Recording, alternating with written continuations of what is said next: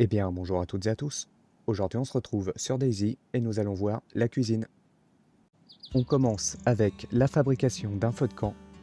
Pour ça, il vous faudra une écorce et un petit bâton. Vous les combinez et vous avez la possibilité de fabriquer un feu de camp. Sachez qu'avec un petit bâton et une écorce, vous pouvez également fabriquer un allume-feu. Une autre façon pour fabriquer un feu de camp, il vous faut une écorce que vous allez poser au sol. Vous prenez un allume-feu ou bien un briquet. Vous recherchez votre écorce et là vous avez la possibilité d'allumer l'écorce. Et en faisant ça, vous allez avoir un feu de camp. On se recule. Et ensuite, il vous reste plus qu'à mettre des bûches. Sachez qu'un feu de camp a une persistance de 6 heures. Pour allumer un feu de camp comme celui-ci, il faudra déjà y mettre des bûches dans son inventaire, qui se trouve juste ici, soit des bûches ou des bâtons. Et ensuite, il faudra un combustible, comme du tissu, un bandage, du papier ou bien encore une écorce. On va déposer une écorce et ensuite, il vous faut soit un allume-feu ou bien un briquet. Et vous avez l'interaction allumée.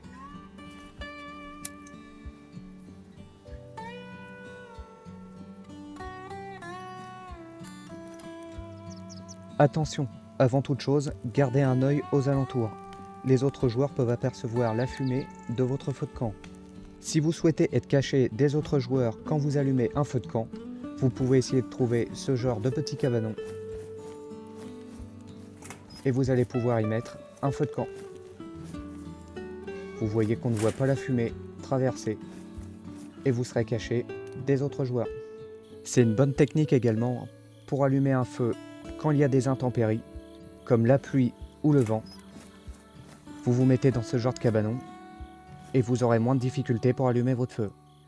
Sachez également que sur la map Sakal, vous pouvez fabriquer des feux de camp sur la glace, mais ils s'éteindront assez rapidement à cause de l'eau. Ensuite, vous pouvez fabriquer un feu de camp avec un cercle de pierre.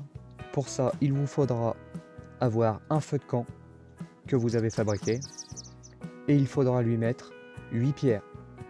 Une fois que les 8 pierres y sont, vous allez pouvoir former un cercle de pierre. Vous restez appuyé sur F. Le feu de camp en cercle de pierre facilitera l'allumage du feu s'il y a du vent et permet de garder plus la chaleur. Sur le feu de camp ou le feu de camp en cercle de pierre, vous allez pouvoir y mettre un support de cuisson que vous allez pouvoir fabriquer avec un grand bâton et 2 petits bâtons. Une fois que vous l'avez en main, vous avez soit la possibilité de l'assembler ou bien vous faites un glisser-déposer ici et vous avez à présent un support de cuisson sur votre feu de camp. Vous avez également le trépied de feu de camp que vous allez pouvoir mettre également sur le feu de camp en cercle de pierre. Une fois le trépied de feu de camp installé, vous allez pouvoir y mettre une marmite. Pour ça, soit vous vous approchez et vous allez avoir l'interaction assemblée, ou vous allez dans le menu et vous faites un glisser-déposer sur la marmite. Le feu de camp en cercle de pierre a une persistance de 3 jours. À présent, nous allons passer au four en pierre. Pour le fabriquer, il vous faudra un feu de camp et il vous faudra également 16 grandes pierres. Une fois que vous avez assemblé les 2 éléments, vous pourrez construire le four en pierre.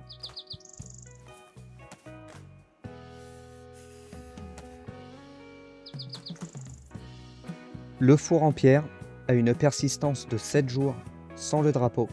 Et avec le drapeau, il va avoir une persistance de 45 jours. Avec le four en pierre, vous aurez plus de facilité à allumer le feu quand il pleut ou qu'il y a du vent. Sur les fours en pierre, vous allez pouvoir y déposer 3 marmites ou 3 poêles. Et enfin, avec un tournevis ou un couteau et un baril, vous allez pouvoir fabriquer un baril à feu. Vous voyez que là, j'ai la possibilité de fabriquer un baril à feu avec mon couteau dans les mains.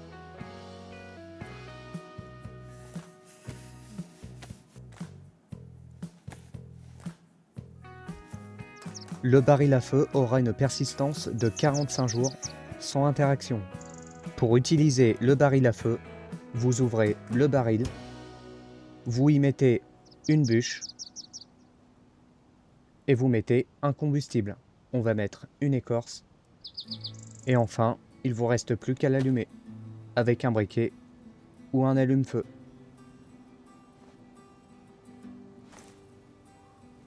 Une fois votre feu allumé, vous pouvez refermer le baril. Vous pouvez lui mettre soit 3 poêles ou 3 marmites. Vous pouvez soit assembler ou bien depuis le menu, un glisser-déposer. Dernière façon pour faire cuire votre nourriture, c'est avec un réchaud à gaz. Pour ça, il vous faudra une bouteille à gaz, soit petite, moyenne ou grande. Il vous faudra également un réchaud à gaz, on va le prendre en main, et ensuite vous prenez votre bouteille à gaz que vous allez combiner juste ici, et enfin, il vous reste plus qu'à prendre soit une poêle, soit une marmite, et de la mettre juste ici. Sachez également qu'une poêle avec un réchaud à gaz prendra exactement le même nombre de places que si la poêle était seule. Il est possible de mettre un feu de camp dans les cheminées et dans les poêles. À présent, j'aimerais qu'on parle de la cuisson de la viande. Vous avez 3 façons de faire cuire votre viande. La première, c'est de la faire bouillir. Pour ça, il vous faudra une marmite remplie d'eau et vous mettez votre viande dans la marmite remplie d'eau.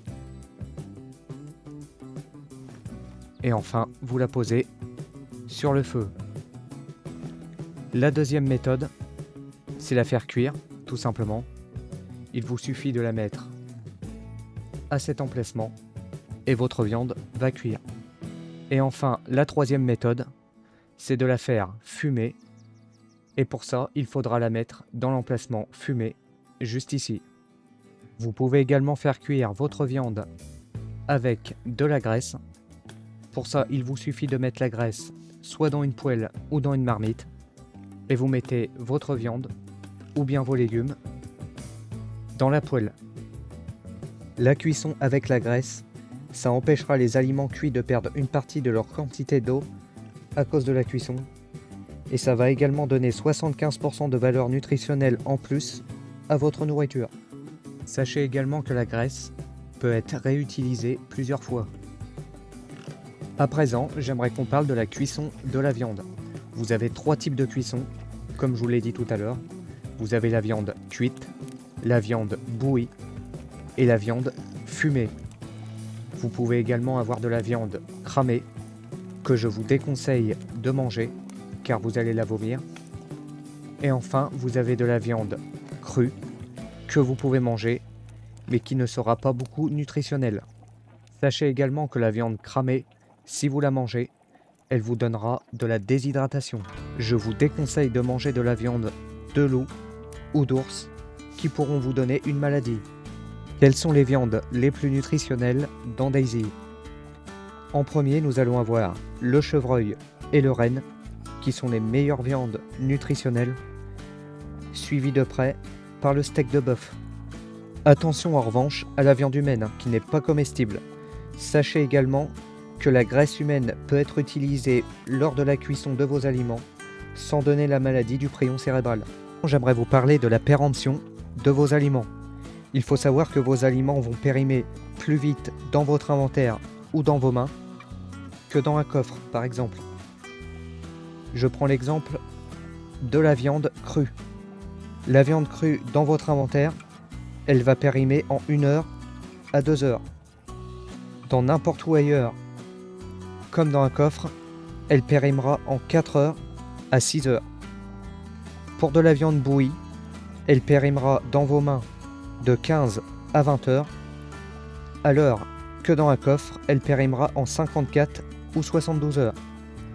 Ensuite, vous avez la viande cuite, qui va périmer dans vos mains de 21 heures à 28 heures.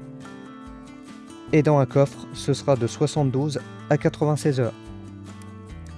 Vous avez également la viande séchée, qui elle va périmer en 42 ou 56 heures dans vos mains et de 144 à 192 heures dans un coffre. Attention toutefois, si vous vous déconnectez avec de la nourriture dans votre inventaire ou dans vos mains, la nourriture ne se décomposera pas. Mais si vous mettez votre nourriture dans un coffre ou dans un sac à dos, elle se décomposera avec le temps. Donc un conseil, quand vous vous déconnectez, prenez votre nourriture sur vous, dans vos mains ou dans votre inventaire. Si vous souhaitez en savoir plus sur les temps de péremption de chaque nourriture, je vous mettrai tout ça dans la description. Pour en finir avec la cuisson de la viande, on commence avec la viande crue qui vous donnera une quantité raisonnable de nourriture et une bonne quantité d'eau. Pour la viande cuite, elle vous donnera une meilleure quantité de nourriture et moins de quantité d'eau que la viande crue. La viande bouillie, elle vous donnera une quantité de nourriture raisonnable et une très bonne quantité d'eau. Et enfin, la viande séchée vous donnera une bonne quantité de nourriture, mais pas d'eau. La canne à sucre est le meilleur aliment nutritionnel du jeu avec 6700 calories que vous trouverez pendant l'événement Noël. Donc, petit conseil, quand vous en trouvez une, mangez-la. Si je devais vous conseiller une cuisson particulière, ce serait la cuisson bouillie qui vous donne une bonne quantité de nourriture et une bonne quantité d'eau.